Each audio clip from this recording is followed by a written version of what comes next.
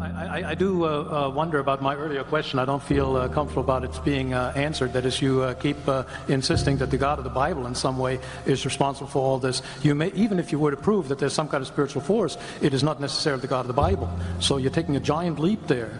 So I think there's a lot of that has to do with lots of faith that has to be developed in there. And I see that from our group here. And I think Mark Twain said about faith that faith is believing something you know ain't true.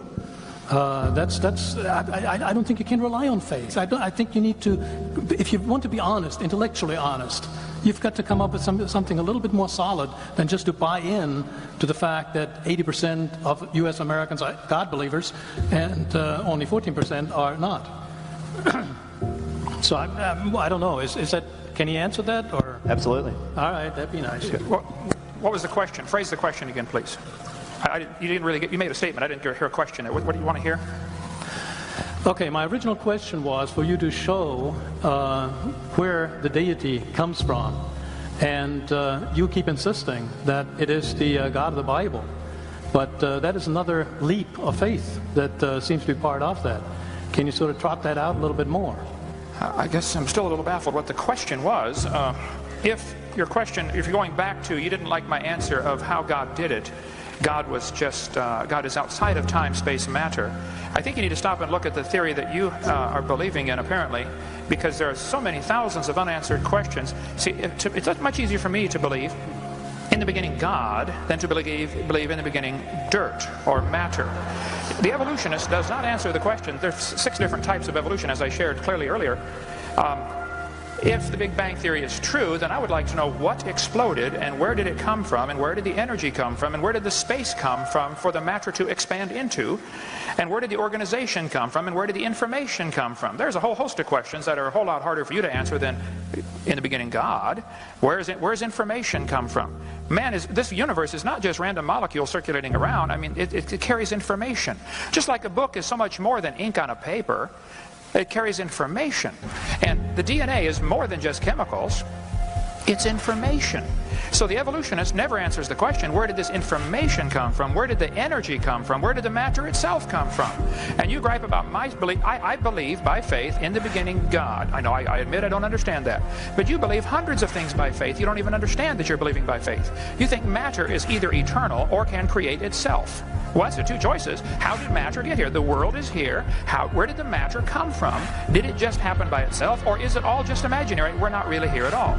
You're faced with the option of, we're not really here, this is all just our imagination, or it had a beginning, or matter is eternal, which is both of the second 2 options are in violation of the obvious laws of thermodynamics. Matter doesn't create itself. And everything degrades over time, so either it had a beginning or it didn't. If it had a beginning, then what was before the beginning? I mean, there are so many thousands of things you take by faith. I say in the beginning God, and you say, well, this matter somehow either was always here or created itself, and then this matter somehow became alive, and then this first living thing learned how to reproduce, and then it learned how to make something other than its kind. I mean, even though nobody's ever seen that, nobody's ever seen a dog produce a non-dog. Or you mentioned about, the fact that a wolf and a fox and a dog coming from a common ancestor off Noah's Ark in only 4,400 years. For heaven's sake, you believe they came from a rock. I mean, come on. I don't think my theory is that silly at all. So, if my answer to your question is still the same, I believe in the beginning God. I do take that by faith. Here's the major difference that I don't think you're going to understand. I admit mine is a religion. They do not admit theirs is a religion. They want you to think what they believe is science, and all of you should pay for their religion to be taught in this university. And that's the situation we have today, and that's unfortunate. There have always been situations where the majority taught something. I mean, in the Soviet Union 15 years ago, if you stood up and said, hey kids, I don't believe in communism, I think capitalism is a better system, you would be in Siberia if you survived.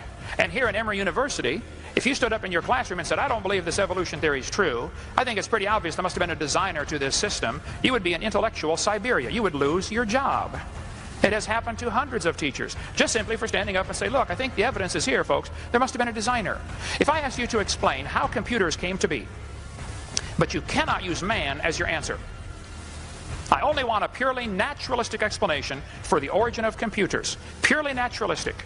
The answer has to lie within the computer.